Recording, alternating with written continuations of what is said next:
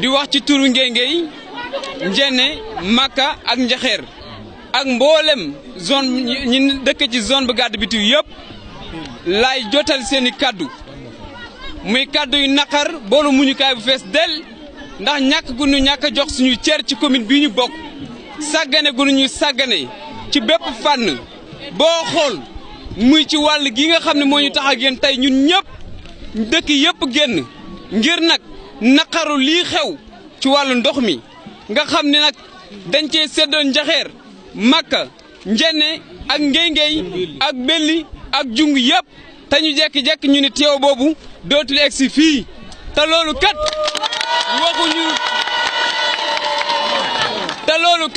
waxuñu ni lenn loo xam ni moo tax ñu ne du fi egsi loolu nag doon lu ñu naqari lool boo ñëwee tamit ci wàllu yoon wi jaar ngeen ci gis ngeen yàqu-yàqu bi nga xam ne am na si yoon wi ba tax na oto yi sareet yi moto yi ñëpp dañ koo wàcc di jaar ci yoonu suuf wi ndax yoon wi yàqu te nag saa su nekk ñu dig naa ñu danañu ko defar ci wàllu courant bi am na dëkk yu ci bari yoo xam ne am nañu jafe-jafeem te waxuñu sax waxe lu ko saafara loolu nag métti nañu lool ñu ngi koy xamal mboolem ñi nga xam ne ñooy waa adduna bi yëpp di ko xamal njiitu réew mi di ko xamal ñi nga xam ne ñoom ñooy yore gox bi yëpp na am nañ ci naqaru xol loolu ñu ngi koy métti lu bu baax a baax. man maa ngi tudd Fama Lay dëkk Maka Lay maa fi waxal nag jigéen ñëpp ñu zone bii maa leen fi représenté Maka Lay Njaxeer Jungu Gëti Njéné Ngéngéy ñooñu ñëpp maa leen fi taxawal ñun danoo sonn dafa mel ñu suñ commune bi bokkuñu ci àdduna bi dafa mel ñu bokkuñu Sénégal damaa bëgg nag wax ñu fan lan bokk amuñu courant amuñu ndox Sénégal bi ñu doon yaakaar bi ñu ko indee dañoo éliminé ñun dëkk yi ma lim ni ñun bokkatuñ ci loolu nag may laaj bu ko waral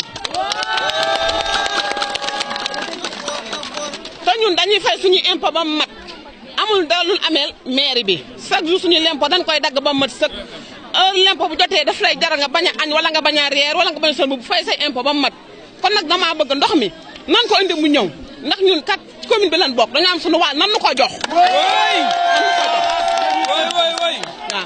ñaareel ba tëli bi baaxul man maa fi nekk ASC Mataron heure bu ma évacuer malade ci rang bi laay jaar amuñu poste de santé bu baax sama digganteeg Ngandis 9 kilomètres la sama digganteeg Mbaxtis 11 kilomètres la yow kuy matu da ngay kalandoo ambulance bu baax amu fi jël ay charrette fu nekk ngay dugg damaa bëgg Macky Sall fekkee mi ngi may déglu te Sénégal ci lan bokk suñu wàll nan nu ko jox.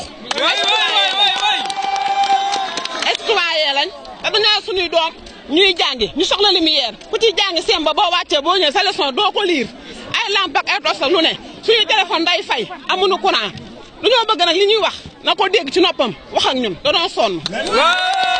Je me nomme Moustapha Sall. J'habite ici le village de Njaxeer. Je suis le coordonnateur du collectif qui a été mis sur pied ici.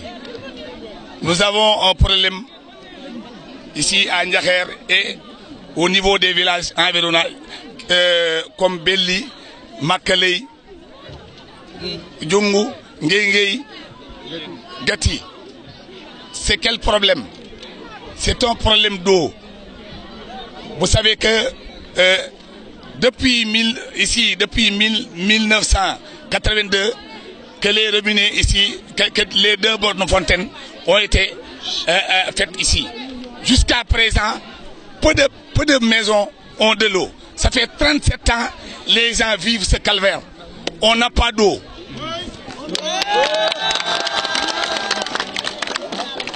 Les villages aussi que j'ai cités ne bénéficient que peu d'eau.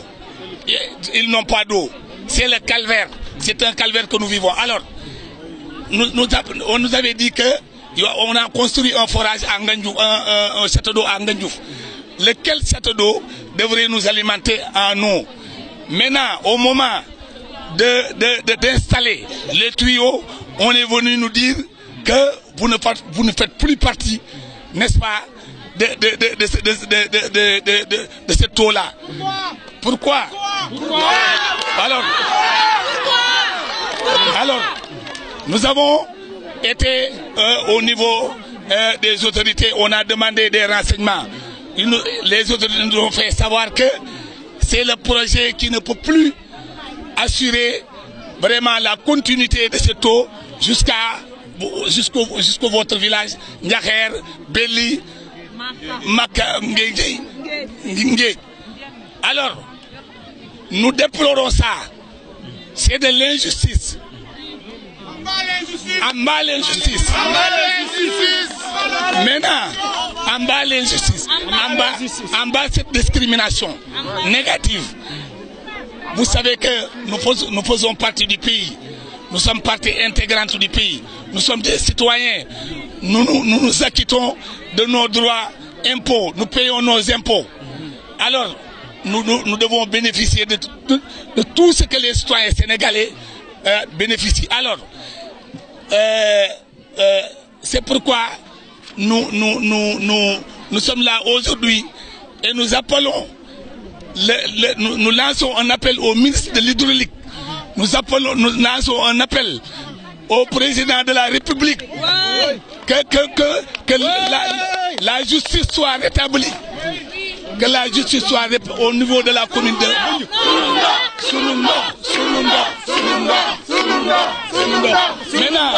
Maintenant, à cela, je dis à cela, s'ajoute le problème de l'électricité. Depuis 3-4 ans, les poteaux sont là en train de nous regarder. Rien n'est fait. Au niveau de Nguengei, au niveau de Makalei, il n'y a absolument rien. La route, ça pose problème. Elle est défectueuse. Les femmes ont des problèmes. Vous savez que même pour puiser de l'eau, les femmes sont là à longueur de journée, à longueur de nuit. Vous savez qu'elles ne peuvent même pas s'occuper de leur mari. Ça, c'est pas normal. Et le poste de santé, nous nous déplaçons pour aller à Ngandjouf. Il n'y a pas de médicaments ici, au niveau de la carte de santé de Ndiakher, au niveau du poste de santé de Makalei, il n'y a absolument rien. Ça, c'est pas normal. Il faut que justice soit rétablie. Macky Sall, au niveau de la commune de Ngandjouf, c'est le même.